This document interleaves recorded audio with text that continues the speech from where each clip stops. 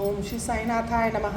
गरुड़ पुराण 13वां अध्याय हिंदी में अनुवाद। गरुड़ बोले, हे प्रभु, सपिंडी श्राद्ध विधि, सूतक निर्णय, शय्यादान एवं पददान सामग्री और इन सब दानों की महिमा मुझे बताइए। श्री भगवान बोले, हे गरुड़, सुनो, मैं तुम्हें सपिंडी आदि सभी क्रियाओं को बताता हूँ, जिसे करने से प्राणी प्रेत तत्व से मुक्त होकर पितरों के समूह में प्रवेश करता है। जब तक मृतक का पिंड पितामह प्रपितामह जो वसु रुद्र आदित्य के स्वरूप माने गए हैं कि पिंड में नहीं मिला गया जाता, तब तक उस दिवंगत आत्मा को पुत्र द्वारा दिए हुए अनेक प्रकार के दान भी प्राप्त नहीं होते हैं। जो पुत्र सपिंडी श्राद्ध नहीं करता है वह सदा ही अशुद्ध रहता है। सपिंडी के बिना वह कभी भी सूतक से निवृत्त नहीं होता है। अतः पुत्र सूतक के अंत में सपिंडी श्राद्ध करे। अब मैं सभी के लिए यथोचित सूतक निवृत्ति का विधान तुम्हें बताता हूँ। जन्म व मृत्यु दोनों प्रकार के अशौचों में 10 दिन तक उस कुल का अन्न वर्जित करें। अशौच काल में दान, प्रतिग्रह, होम और स्वाध्याय भी नहीं हो सकते हैं। सूतक में सपिंडी लोग 10 दिनों में शुद्ध होते हैं। कुल के लोग 3 रात में शुद्ध होते हैं और सगोत्री स्नान मात्र करने से शुद्ध होते हैं। चौथी पीढ़ी तक 10 रात्रि का, 5वीं पीढ़ी में 6 रात्रि का, 6ठी पीढ़ी में 4 दिन का और 7वीं पीढ़ी में 3 दिन का सूतक होता है।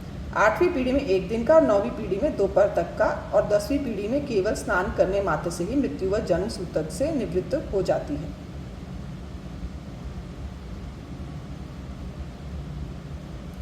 दूसरे देश में गए हुए व्यक्ति की मृत्यु होने पर जिस दिन मृत्यु का समाचार मिले, उस दिन से 10 रात्रि में जितने दिन शेष बचे हैं उतने दिन तक का ही सूतक लगता है। यदि मृत्यु की सूचना 10 दिन बीत जाने पर मिले लेकिन अभी तक साल नहीं हुआ है, तो सूचना के दिन से 3 रात्रि का सूतक होगा।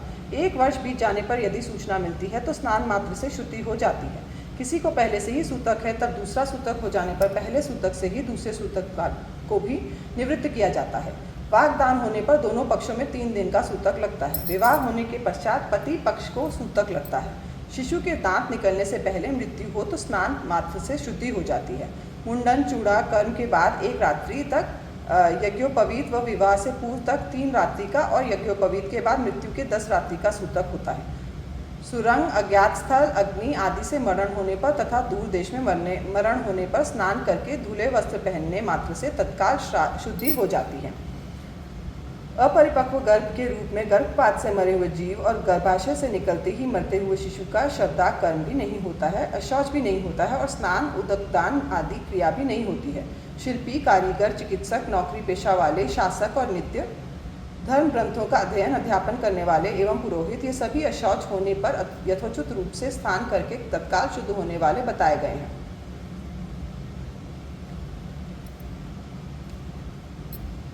वेद मंत्रों के नित्य अध्ययन से पवित्र स्रोत अग्नि का आधार करने वाले व्यक्ति और सम्राट, इन लोगों को भी अशौच नहीं होता है। कलयुग में जन्म और मृत्यु का सूतक व अशौच सभी वर्णों को 10 दिन का होता है। ये शास्त्र का निर्णय है। आशीर्वाद देना, देवताओं की पूजा, प्रत्युत्थान, नमस्कार करना, किसी के स्वागत में उठना, अभिनंदन, वैर, अभिवादन, शैया पर सोना और किसी को स्पर्श करना, ये सभी कार्य अशौच में न करें।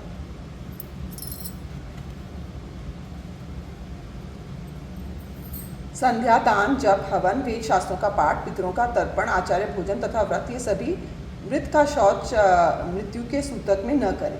ब्राह्मण अर्थात देव कार्य में लगे हुए ब्रह्मज्ञों, साधु संत व पुरोहित की रक्षा के लिए, स्त्रियों की रक्षा, गायों की रक्षा तथा उन्हें अपहरण से बचाने के लिए प्रयत्न करते हुए मरने वाले और धर्म युद्धों में मरे हुए लोगों का अशौच 1 दिन व रात ही रहता है।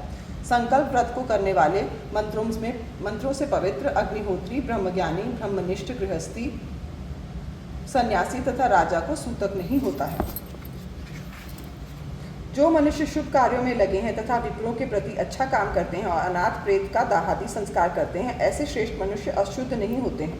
विवाह, उत्सव और यज्ञ के बीच जब कोई जन्म या मरण का सूतक हो जाए तो सूतक होने से पूर्व तैयार भोजन करने में कोई दोष नहीं है।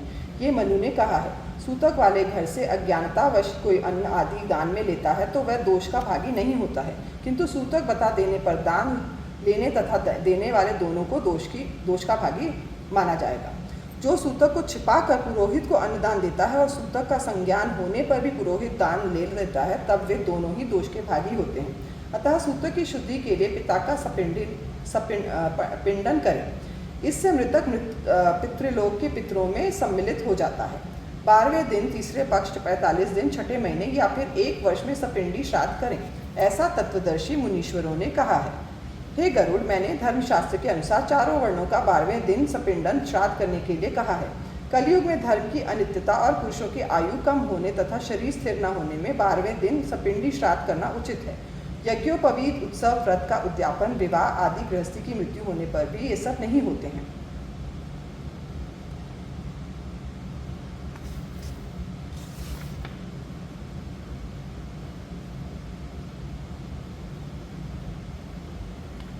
सपिंडीकरण क्रिया होने तक सन्यासी को भिक्षा नहीं लेनी चाहिए और आतिथ्य सत्कार भी नहीं होना चाहिए। नित्य, नैमित्तिक व काम्य आदि वे सभी कर्म बाधित हो जाते हैं।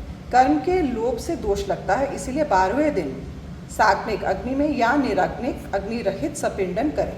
जो फल सभी तीर्थों का और सभी यज्ञों का है, वही फल 12वें दिन सपिंड श्राद्ध करने से प्राप्त होता है। अतः स्नान करके मृतक वाले स्थान का गोमय, गोबर आदि से लीप कर शास्त्रोक्त विधि से सपिंडी श्राद्ध करें। पाद्य, अर्घ्य, आचमनी आदि से विश्व देवों की पूजा कर भूमि में विकिर पिंड देकर पुनः जल से आचमन करें। 3 पिंड वसु, रुद्र, अर्घ के अनुक्रम से क्रमशः पितामह, प्रपितामह, वृद्ध प्रपितामह को दें और चतुर्थ पिंड मृतक को दें। चंदन, तुलसी दल, धूप, दीप, उत्तम भोजन, मुखवास, इलायची आदि, उत्तम वस्त्र और दक्षिणा आदि से पूजन करें। स्वर्ण की पतली शलाका से प्रेत पिंड के 3 भाग करके पितामह, प्रपितामह, वृद्ध प्रपितामह के पिंडों में अलग अलग मिलाएं। माता का पितामही के साथ और पिता का पितामह के साथ सपिंडन करें। हे गरुड़, ये मेरा विचार है। पिता की मृत्यु पर यदि पितामह जीवित हों तब 3 पिंड प्रपितामह और उनके पुरखों को दें। पिता के पिंड के 3 भाग कर मिला दें। यदि माता की मृत्यु पितामही से पहले हो तो माता का श्राद्ध भी पिता के श्राद्ध की तरह ही करें, अर्थात प्रपितामही आदि को 3 पिंड देकर उनके साथ माता के पिंड के 3 भाग कर उनमें मिलाएं। इसे पक्षांतर कहते हैं, अर्थात पितामह के रूप भगवान विष्णु में पिता का और पितामही रूप लक्ष्मी में माता का पिंड मिलाएं। पुत्र रहित स्त्री का सपिंडन आदि कर्म पति करे और ये सपिंडीकरण उसकी सास आदि के साथ होता है। स्त्री का सपिंडीकरण पति, ससुर, वृद्ध ससुर आदि के साथ न करें। हे गरुड़, ये मेरा विचार है, अर्थात स्त्री का स्त्रियों के साथ और पुरुष का पुरुषों के साथ सपिंडीकरण करना चाहिए। हे कश्यप, यदि एक ही चिता में दंपति पति पत्नी हो, किसी भी कारण से एक साथ मृत्यु होने पर तो स्त्री का सपिंडन बीच में तृण रखकर करें। बड़ा पुत्र पहले पिता और उसके बाद स्नान करके माता का पिंडदान करे। पुत्र से रहित पुरुषों का सपिंडन पत्नी स्वयं करे अथवा ऋत्विक से करवाए अथवा पुरोहित से करवाएं अथवा शिष्य ही उसका सपिंडीकरण करे। हे गरुड़, सपिंडन और पितरों के तर्पण हेतु वेद मंत्रों के साथ स्वाधाकार का उच्चारण करें। इसके बाद अतिथि को भोजन कराकर सदैव हंतकार करें। उससे पितर, मुनि, देव और दानव तथा आदि सभी तृप्त होते हैं। हंतकार भोजन से संतृप्ति का द्योतक है। 1 ग्रास मात्र भिक्षा होती है। 4 ग्रास को पुष्कल तथा 4 पुष्कल का 1 हंतकार बलिवैश्य वेदेव होता है। सपिंडी श्राद्ध के दिन चंदन अक्षत से पुरोहित के चरणों की पूजा करें, उसे प्रसन्न करें तथा पितरों की अक्षय तृप्ति के लिए दान करें। वर्ष भर की जीविका हेतु घी, अन्न, स्वर्ण, चांदी, गाय, घोड़ा, हाथी, रथ और भूमि आदि सामर्थ्य के अनुसार आचार्य को दान दें। उसके बाद स्वस्ति वाचन मंत्र, कुमकुम, अक्षत, नैवेद्य आदि से नवग्रह, देवी और गणेश का पूजन करें। तब आचार्य मंत्रों से अभिषेक करें और हाथ में रक्षा सूत्र बांधें तथा मंत्रों से पवित्र अक्षत दें और विसर्जन कर दें। तब आचार्य को नाना प्रकार के मिष्ठान से युक्त भोजन कराएं और दक्षिणा सहित जल और अन्न से भरे हुए 6 बड़े घड़े दान करें। अनुक्रम से ब्राह्मण जल स्पर्श से, क्षत्रिय आयुध हथियार स्पर्श से, वैश्य चाबुक स्पर्श से और शूद्र दंड स्पर्श से पवित्र होते हैं। इसके पश्चात सपिंडन क्रिया करते समय पहन हुए वस्त्रों को त्याग कर और सफ़ेद वस्त्र धारण करके शैया का दान करें। इंद्र सहित सभी देवता शैया दान की प्रशंसा करते हैं, इसीलिए मरने पर या जीवित रहते शैया दान अवश्य करें। पुष्ट लकड़ी से बने हुए मनोहर चित्रों से चित्रित सुंदर रेशमी धागे और स्वर्ण पत्रों से सजी हुई दृढ़ शैया, हंस के समान उज्ज्वल कोमल रुई के गद्दे से ढकी हुई सुंदर तकिया, सफ़ेद चादर बिछी हुई और पुष्पगंध से युक्त हो, सुंदर दिव्य धागे से बंधी हुई विशाल सुख पहुँचाने वाली शैया को तैयार कर भूमि पर स्थापित करें। छाता, चांदी के दियों की पंक्ति, रुपया, पंखा, आसन, बर्तन, लोटा, दर्पण और 5 रंग का शामियाना, जो भी वस्तु शय्यादान हेतु उपयुक्त हो वो सब उसके चारों ओर अपने अपने स्थान पर स्थापित करें। उस शैया के ऊपर आभूषण, आयुध, वस्त्र सहित लक्ष्मी विष्णु की स्वर्णम प्रतिमा स्थापित करें। सौभाग्यवती स्त्री की शैया पर काजोल, इंगुर, रोली, वस्त्र, आभूषण आदि सब रखें। तब पत्नी के साथ मिलकर पुरोहित का गंध पुष्प आदि से अलंकरण करके कान और उंगली के आभूषणों तथा गले में सोने के हार से उसे सुशोभित करें। पगड़ी, दुपट्टा व जामा आदि वस्त्र पहनाकर उस सुख शैया पर लक्ष्मी नारायण को स्थापित करें। तब कुमकुम, फूल, माला आदि से हरि और लक्ष्मी का पूजन करें। लोकपाल, नवग्रह, देवी तथा गणेश का पूजन करें। उत्तराभिमुख होकर फूलों की अंजलि देकर आचार्य के सामने खड़े होकर ये मंत्र कहें। हे कृष्ण, क्षीर सागर में जैसे तुम्हारी शैया है वैसे ही ये शैया मेरे जन्म जन्मांतरों में साथ रहे। ऐसा कहकर आचार्य को तथा विष्णु प्रतिमा पर पुष्पांजलि दें। तब संकल्पपूर्वक सामग्री सहित शैया का दान करें। व्रत का उपदेश करने वाले ब्रह्मवेत्ता गुरु को दान देकर अभिमान रहित होकर ऐसा कहें, हे विप्र, आप इस शैया दान को ग्रहण करें। तब पुरोहित को मंत्र का उच्चारण कर शैया ग्रह करें। इसके बाद शैया पर पुरोहित को बैठाएं तथा लक्ष्मी व नारायण की प्रतिमा को शैया पर रखें तथा सभी को साथ झुलाएं। तब हाथ जोड़कर शैया की परिक्रमा करें और नमस्कार करें, उन्हें विदा करें। शैया को सभी सामग्री से युक्त कर सुख से सोने के लिए अति सुंदर बनाएं। संपन्नता हो तो घर भी दान करें। जीवित रहते हुए यदि कोई मनुष्य अपने हाथ से शैया दान करे तो उसे जीवित रहते हुए भी पर्व दिन में विशोत्सर्ग भी करना चाहिए। अनेक मनुष्यों को नित्य ही भोजन वितरण करने वाला, देश काल और अपने धन, जन, शरीर, बल की स्थिति, रुपये, पैसे के प्रयोजन, उपपत्ति व अवस्था को ध्यान में रखते हुए व्यक्ति कर्म करे। एक शैया एक पुरोहित को ही देनी चाहिए। पुरोहितों में बाटी या बेची गई शैया देने वाले को पतन की ओर ले जाती है। सुपात्र को शैया दान करने से वांछित फल प्राप्त होता है। पिता और दाता पुत्र दोनों ही इस लोक में और परलोक में भी प्रसन्न होते हैं। जल से रहित देश में जिसने बावली बनवाई है, जिसका किया गया दान निर्धन पुरोहितों के पास जाता है और जो हृदय में प्राणियों के प्रति सदा दयाभाव रखता है, वह स्वर्ग का नायक होगा। गुरु, पंडित, देवज्ञों, पुरोहितों की रक्षा के लिए, गाय की रक्षा के लिए, स्त्रियों की रक्षा के लिए और बच्चों का वध होने की संभावना होने पर उनकी रक्षा के लिए जो व्यक्ति अपने प्राणों का त्याग करने में भी तत्पर होकर प्रयत्न करता है, वह मोक्ष पाता है। जल के घटों के दान से यमराज के दूत तृप्त होंगे। कार्तिक मास की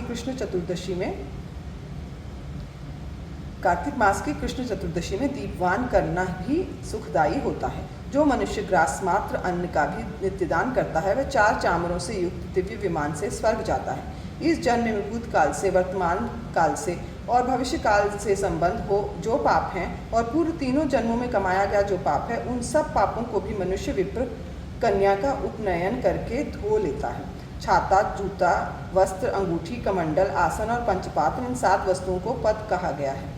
छड़ी, ताम्रपात्र, कच्चा अन्न, पकवान, अर्घ्य और यज्ञोपवीत से पद की संपूर्णता होती है। इस प्रकार यथाशक्ति 13 पदों को 12वें दिन में 13 विप्रों को दान करें। ये पददान धार्मिक मनुष्य को सद्गति प्रदान कराता है और यम मार्ग में जाने वालों को सुख देने वाला होता है। यम मार्ग में अत्यधिक धूप है जिससे मनुष्य निश्चय ही तप जाता है। छाता दान से उस सर पर छैया मिलती है। यम मार्ग में बहुत कांटे हैं। जूता दान करने से मनुष्य निश्चय ही घोड़े पर चढ़कर जाता है। हे गरुड़, वहाँ अत्यधिक शीत और गर्म हवा के घोर दुख हैं, परंतु वस्त्र दान के प्रभाव से मनुष्य सुख के रास्ते तय करता है। अंगूठी दान करने वाले मनुष्य को यम मार्ग में काले पीले भयंकर रौद्र यमदूत कष्ट नहीं देते। यम मार्ग में बहुत धूप होने से हवा और जल नहीं मिलती। कमंडल दान देने से प्यासा जल पीता हुआ जाता है। मृतक के निमित्त जो तांबे के जल से भरा पात्र दान देता है, उसको 1000 प्याऊ लगवाने जैसा फल निश्चित ही प्राप्त होता है। आसन और भोजन विप्र को दान करने से मनुष्य यम मार्ग में आनंद से धीरे धीरे चलता हुआ पाथे रास्ते का खाना का आस्वादन करता हुआ जाता है। इस प्रकार सपिंडन के दिन विधि पूर्वक दान देकर बहुत से ब्राह्मणों तथा अंत्यजों आदि को भोजन कराएं। सपिंडी श्राद्ध का 1 वर्ष से पहले प्रतिमा पिंड समेत जल से भरा घट दान करें। हे गरुड़, प्रेत के लिए जो कुछ बार बार किया जाता है उससे प्रेत को अक्षय तृप्ति होती है। अतः विशेष तिथि पर मरने वाले मनुष्य के पाक्षिक, मासिक और वार्षिक श्राद्ध के विषय में मैं तुम्हें विशेष रूप से बताऊंगा। जो पूर्णिमा को मरते हैं उनका चतुर्थी को मासिक श्राद्ध करें। जो चतुर्थी को मरते हैं उनका नवमी को मासिक श्राद्ध करें। जिसकी मृत्यु नवमी तिथि को हुई है उसका मासिक श्राद्ध रिक्ता तिथि चतुर्दशी में होता है। इस प्रकार पाक्षिक श्राद्ध 20वें दिन करना चाहिए। यदि एक ही महीने में 2 संक्रांतियाँ हों तो उसे क्षय मास कहते हैं। तब दोनों महीनों का श्राद्ध मलमास में करना चाहिए। यदि एक ही मास में 2 मास हैं तो दोनों मासों में वही पक्ष तिथि जन्मे। यदि प्रथम तिथ्यर्ध हो तो उसे पूर्व का मास जाने और दूसरा आधा हो तो उसे आगे का मास जाने। इस प्रकार पुरोहित द्वारा मलमास के मध्य के मास का निर्णय करना चाहिए। हे खग, संक्रांति रहित मास में सपिंडी श्राद्ध करना चाहिए। वैसे ही मासिक श्राद्ध, वार्षिक श्राद्ध तथा प्रथम श्राद्ध करना चाहिए। वर्ष के मध्य में अधिमास हो तो प्रेत की वार्षिक क्रिया 13वें महीने में करनी चाहिए। संक्रांति रहित मास में पिंड रहित तथा संक्रांति रहित मास में पिंड सहित ऐसे दोनों मासों में प्रतिवर्ष श्राद्ध करना चाहिए। इस प्रकार संवत्सर वर्ष के पूरा होने, प्रेत की प्रेतत्व से निवृत्ति होने पर वार्षिक श्राद्ध करें। उसमें सभी को, विशेषकर विप्र को भोजन कराएं। संवत्सर के बाद श्राद्ध में 3 पिंडदान करें, किंतु एकोद्दिष्ट न करें, क्योंकि तदनंतर एकोद्दिष्ट करने वाले पितृघातक होता है। प्रथम वार्षिक श्राद्ध होने तक ही अर्थात 1 वर्ष की अवधि तथा तीर्थ श्राद्ध, गया श्राद्ध तथा गजत छाया जब चंद्रमा मघा नक्षत्र में हो, सूर्य हस्त नक्षत्र में हो और त्रयोदशी तिथि में हो तब गजत छाया योग बनता है। योग में किया जाने वाला श्राद्ध पार्वण आदि श्राद्ध तथा ग्रहण काल में और युगादि तिथियों में पितृश्राद्ध न करें। हे गरुड़, जब पुत्र को गया श्राद्ध करना हो तो संवत्सर के उपरांत पितृभक्ति से इसे करना चाहिए। गया श्राद्ध करने से पितर भवसागर से मुक्त हो जाते हैं और विष्णु के अनुग्रह से वे परम गति को प्राप्त होते हैं। तुलसी की मंजरी से भगवान विष्णु की पादुकाओं का पूजन करें और यथा निर्दिष्ट क्रमानुसार फल्गु आदि तीर्थों में पिंडदान करें। ये तर्पण सहस्रशीर्षा पुरुषः इत्यादि पुरुष सूक्त के मंत्र से अथवा विष्णु भगवान वाले मंत्रों से करना चाहिए। जो गया तीर्थ में शमी पत्र के प्रमाण से पिंडदान करता है वह 7 गोत्र और कुलों का उद्धार करता है। अपने कुल को आनंदित करने वाला जो मनुष्य गया में जाकर पिंडदान करता है उसका जीवन अपने पितरों को संतुष्ट करने में सफल हो जाता है। हे खगेश्वर, हिमालय के समीप वर्तमान कलाप नामक ग्राम के उपवन में मनु के पुत्र इक्ष्वाकु को दिव्य पितरों ने ये गाथा सुनाई थी। क्या हमारे कुल में सन्मार्गशील ऐसी संतान होगी जो गया में जाकर हमको आदर से पिंड देगी? हे गरुड़, जो पुत्र आमुष्मि की क्रिया करता है वह विश्वामित्र के पुत्र के समान सुखी होता है और सांसारिक दुखों से मुक्त हो जाता है। हे गरुड़, भारद्वाज के 7 पुत्र गाय का वध करने पर भी जन्म की परंपरा भोगकर पितरों के आशीर्वाद के चलते मुक्त हो गए थे। वे 7 पुत्र दशाण देशों में 7 शिकारी के रूप में उत्पन्न हुए थे। तत्पश्चात वे ही अगले जन्म में कालंजर पर्वत पर 7 मृगों के रूप में उत्पन्न हुए थे। तदनंतर वे शरद्वीप में 7 चकवों के रूप में उत्पन्न हुए और अगले जन्म में वो मानसरोवर में 7 हंसों के रूप में उत्पन्न हुए थे। वे ही कुरुक्षेत्र में वेद के पारंगत विप्र के रूप में उत्पन्न हुए थे और पितरों के प्रति श्रद्धा भक्ति रखने से वे सभी मुक्ति को प्राप्त हुए थे। अतः सब प्रयत्न से मनुष्य पितृभक्त हो, वह इहलोक तथा परलोक में पितृभक्ति से सुखी होता है। लोक में माता पिता के समान परम देवता और नहीं है, इसीलिए सदैव सभी प्रयत्नों से उनकी सेवा करनी चाहिए। हे गरुड़, मैंने ये सब और्ध्वदैहिकम क्रिया का आख्यान कहा है और संतान की मनोकामना को पूर्ण करने वाला, पुण्यप्रद तथा माता पिता को मुक्ति प्रदान करने वाला बताया है। जो कोई निर्धन मनुष्य भी इस कथा को सुनता है वह भी पापों से मुक्त हो जाता है और पितरों के निमित्त दिए जाने वाले दान के पुण्य फल को भी कथा सुनने मात्र से प्राप्त करता है। मनुष्य मेरे द्वारा कथित श्राद्धों और विविध दानों को विधि पूर्वक करता है और इस पुराण को सुनता है, उस मनुष्य को जो फल मिलता है वो है सुनो। पिता प्रसन्न होकर सद्गुणी संतान देते हैं, पितामह गोधन चल संपत्ति देते हैं और प्रपितामह प्रसन्न होकर धन देते हैं। वृद्ध प्रपितामह प्रचुर मात्रा में भोजन प्रदान करते हैं। श्राद्ध से तृप्त होकर वे सब पितर पिंडदाता संतान को मनोवांछित फल देकर धर्म के मार्गों से होकर धर्मराज के घर को जाते हैं। वहाँ वे धर्म सभा में बड़े आदर से स्थित होते हैं।